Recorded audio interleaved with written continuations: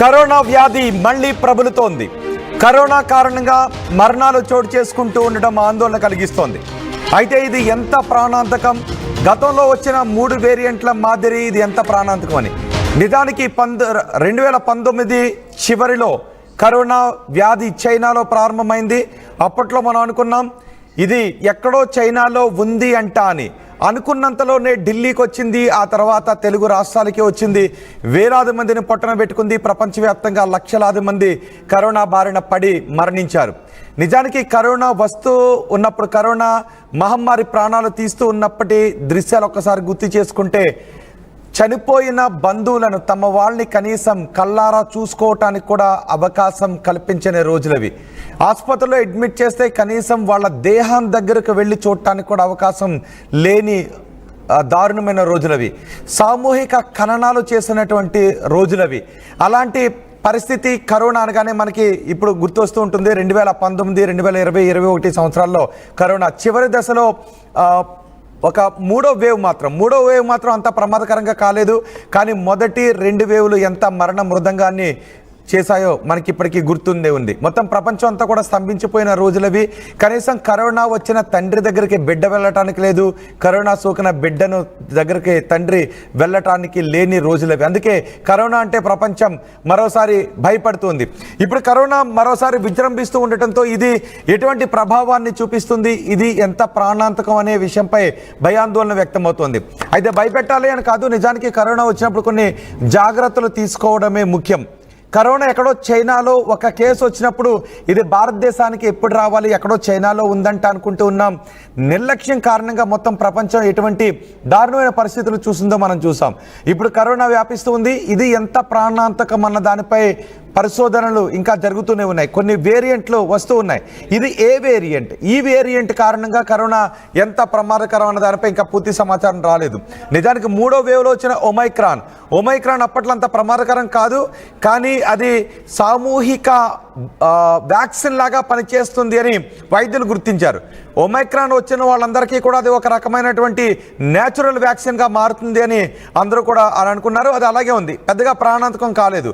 మరి ఇప్పుడు వస్తున్నటువంటి ఈ కరోనా వేరియంట్ ఏ రకమైన వేరియంట్, ఇది కూడా నిజానికి ఒక రకమైన బూస్టర్ డోస్లా పనిచేస్తుందా, లేదంటే ప్రాణాంతకంగా పరిణమిస్తుందా అనే దానిపై పరిశోధనలు జరుగుతున్నాయి. కాబట్టి వైద్యుల నుంచి పూర్తి సమాచారం వచ్చే లోపు, ఇది ప్రాణాంతకం కాదు అని వైద్యులు పూర్తి భరోసా కల్పించే లోపు మనం మాత్రం జాగ్రత్తగా ఉండాలి.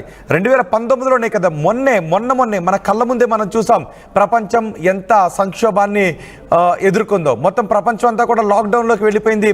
ఇంట్లో నుంచి బయటకు రాలేని పరిస్థితి.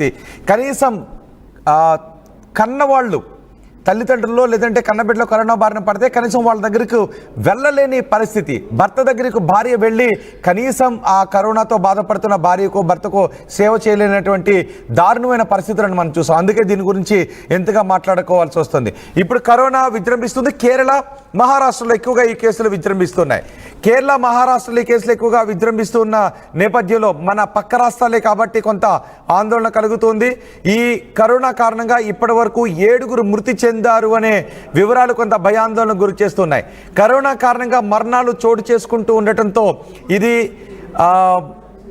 ఎంత ప్రమాదకారిగా పరిణమిస్తుంది, ఎంత ప్రమాదకరంగా మారబోతోంది అనే విషయంపైనే ఆందోళన వ్యక్తమవుతుంది. ఇప్పటికే పాజిటివ్ కేసుల సంఖ్య 1000 దాటింది. టెస్ట్ల సంఖ్యను కూడా పెంచుతూ ఉన్నారు. ప్రాథమిక ఆరోగ్య కేంద్రాల్లో టెస్ట్లకు కావాల్సిన ఇన్ఫ్రాను కూడా అక్కడ ఏర్పాటు చేస్తున్నారు. కేంద్ర రాష్ట్ర ప్రభుత్వాలు ఇప్పటికే అలర్ట్ అయ్యాయి. తెలుగు రాష్ట్రాల్లో 3కి ఈ కరోనా వైరస్ ఇప్పటివరకు సోకినట్టుగా తెలుస్తోంది. ముఖ్యంగా కేరళ, మహారాష్ట్ర. అప్పట్లో కూడా మనం చూసాం, ఢిల్లీలో తొలుతగా ఈ కేసులు నమోదయ్యాయి భారతదేశంలో. ఆ తర్వాత కేరళలో ఈ కేసులు ఎక్కువగా విజృంభించాయి. ఆ తర్వాత మహారాష్ట్రలో కూడా ఈ కేసులు ఎక్కువగా ప్రభావాన్ని చూపించాయి. ఇప్పుడు కూడా కేరళ, మహారాష్ట్రలో కరోనా కేసులు ఎక్కువగా బయటకు వస్తున్నాయి. కేరళలో ఎన్ని కేసులు ఉన్నాయో తెలుసా? కేరళలో ఏకంగా 430 కేసులు ఉన్నాయి. మహారాష్ట్రలో ఎన్ని కేసులు ఉన్నాయి నేను చెప్తున్నాను. మహారాష్ట్రలో 209 కేసులు ఉన్నాయి. ఢిల్లీలో 104 కేసులు ఉన్నాయి. గుజరాత్లో 83 కేసులు నమోదయ్యాయి. కర్ణాటకలో 57 మందికి పాజిటివ్గా తేలింది. వారం నుంచి కూడా ఇప్పుడు కరోనా కేసులు పెరుగుతూ ఉన్నాయి. 7 మంది కరోనా కేసుల కారణంగా చనిపోవడంతో ఇప్పుడు ప్రజల్లో భయాందోళన వ్యక్తమవుతోంది. అయితే ప్యానిక్కి మాత్రం గురి కావద్దు. నిజానికి కరోనా పట్ల జాగ్రత్తగా ఉండాలి. మనం ఒక పెద్ద మారణ హోమాన్ని, కరోనా ముగించిన మారణ హోమాన్ని మన కళ్ళ ముందే మనం చూసాం. 2019, 20, 21, 22లో ఈ కరోనా మహమ్మారి ప్రపంచవ్యాప్తంగా లక్షలాది మందిని ఎలా పొట్టన పెట్టుకుందో మనం చూసాం. కాబట్టి ఈ వేరియంట్ ఎలాంటిదో మనకు తెలియదు. కాబట్టి మన బాడీ ఈ కరోనా వైరస్ని ఎంత తట్టుకోగలుగుతుందో మనకి ఇంకా తెలియదు. కాబట్టి ఇంకా మనలో ఎంత ఇమ్యూనిటీ ఉందో తెలియదు. కాబట్టి మనం జాగ్రత్తగా ఉండటం బెటర్. అందుకే మిమ్మల్ని అలర్ట్ చేయడానికి మాత్రమే ఈ న్యూస్ని ఇంత గట్టిగా చెప్పాల్సి వస్తుంది, ఇంత స్ట్రాంగ్గా చెప్పాల్సి వస్తుంది. ఎందుకంటే జాగ్రత్తే మనల్ని ఈ కరోనా బారి నుంచి కాపాడే అవకాశం ఉంటుంది. సోషల్ డిస్టెన్స్ని పాటించడం, మాస్కులు ధరించడం, ఒకవేళ తుమ్ము దగ్గు లాంటివి వస్తే మనం ఇలా చేయి పెట్టుకొని దగ్గడం, కర్చీఫ్ లాంటివి వాడుతూ ఉండటం, దగ్గు వచ్చినప్పుడు కర్చీఫ్ లాంటివి వాడుతూ ఉండటం, బయటకు వెళ్ళి వచ్చినప్పుడు చేతులను శుభ్రం చేసుకోవడం. గతంలో మనం శానిటైజర్ని వాడేవాళ్ళం, ఇప్పుడు వాటిని వాడడం. వీలైనంత వరకు సోషల్ డిస్టెన్స్ని పాటించడం, ఎక్కువగా జనాలు ఉన్న చోటకి వెళ్లకుండా ఉండటం, సాధ్యమైనంత వరకు అలాంటి పరిస్థితులను అవాయిడ్ చేయటం, ఇలాంటివి పాటించండి అని చెప్తున్నారు. అత్యవసర ఏదైనా ఇతర అనారోగ్య సమస్యలు ఉన్నవాళ్ళు అత్యవసరం అయితే తప్ప ఎక్కడైనా జనాల్లోకి, క్రౌడ్ ఉన్న చోటికి వెళ్లకుండా ఉండటం బెటర్ అని చెప్తున్నారు. అలాగే కరోనా వ్యాప్తి చెందుతున్న రాష్ట్రాల నుంచి కానీ, కరోనా వ్యాప్తి చెందుతున్న దేశాల నుంచి కానీ వచ్చినట్లయితే వాళ్ళు కొన్ని రోజులు హోమ్ క్వారంటైన్లో ఉండటం బెటర్ అని చెప్తున్నారు. అంతేకాదు లక్షణాలు ఉంటే, కరోనా లక్షణాలు ఎలా ఉంటాయి? స్మెల్ పోతుంది, ఒళ్ళు నొప్పులు ఉండే అవకాశం ఉంటుంది, గొంతు గరగర అనే అవకాశం ఉంటుంది, గొంతులో దురద ఉండేటువంటి అవకాశం ఉంటుంది, ఒళ్ళు నొప్పులు, చిన్నగా జ్వరం వచ్చే అవకాశం ఉంటుంది, కొంతమందిలో ముక్కు కారుతూ ఉంటుంది. ఇలాంటి లక్షణాలు ఉన్నవాళ్ళు హోమ్ క్వారంటైన్లోకి వెళ్ళడం, టెస్ట్ చేయించుకోవడం బెటర్. ఒకవేళ కరోనా పాజిటివ్ వచ్చిందంటే ఎటువంటి ప్రమాదకరంగానే శ్వాస ఇబ్బందులు లేకపోతే హోమ్ క్వారంటైన్ కావడం, డాక్టర్ని సంప్రదించి డాక్టర్ పర్యవేక్షణలో మెడిసిన్స్ తీసుకోవడం. మరి ఇబ్బందిగా ఉంది అంటే డాక్టర్ ఒకవేళ అడ్మిట్ కావాల్సి ఉంది, అవసరం ఉంది అని చెప్తే అడ్మిట్ కావాల్సినటువంటి పరిస్థితులు ఉంటాయి. కాబట్టి మీలో లక్షణాలు ఉంటే టెస్ట్ చేయించుకోండి, డాక్టర్ని సంప్రదించండి. అండ్ నిర్లక్ష్యంగా మాత్రం ఉండొద్దు, ఎందుకంటే ఇప్పటికే వైద్యులు పరిశోధన చేస్తున్నారు. ICMR కూడా ఈ కరోనా వ్యాధి, ఇప్పుడు సోకుతున్నటువంటి కరోనా వ్యాధి ఎంత ప్రమాదకరం అన్న దానిపై పరిశోధనలు చేస్తుంది. సో డాక్టర్ల దగ్గర నుంచి పూర్తి సమాచారం, పర్వాలేదు అనే సమాచారం వచ్చేంత వరకు అందరూ కూడా జాగ్రత్తగా ఉండటం బెటర్. ఎందుకు అంటే ఇంతవరకు ఈ కరోనా కారణంగా 7 చనిపోయారు. అందుకే RTV మీకు అవగాహన కల్పించడానికి RTV ప్రతినిధి గాంధీ హాస్పిటల్ డాక్టర్ దగ్గరికి వెళ్ళారు. ఈ కరోనాకు సంబంధించిన సమాచారాన్ని ఎప్పటికప్పుడు మీకు అందిస్తూ మిమ్మల్ని అలర్ట్ చేస్తుంది. భయపడమని కాదు, జాగ్రత్తలు తీసుకోండి. ప్యానిక్కి గురి కావద్దు, కానీ జాగ్రత్తలు తీసుకోండి. ఆందోళన, గాబరా పడద్దు, కానీ జాగ్రత్తలు తీసుకోండి.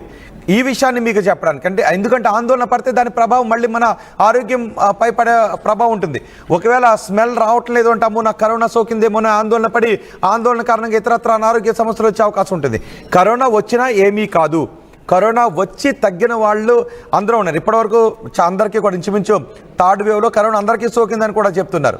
మనం డోసులు కూడా తీసుకున్నాం. కానీ ఎందుకైనా బెటర్, కరోనా వ్యాప్తి చెందుతూ ఉంది కాబట్టి మీరు జాగ్రత్తలు తీసుకోండి.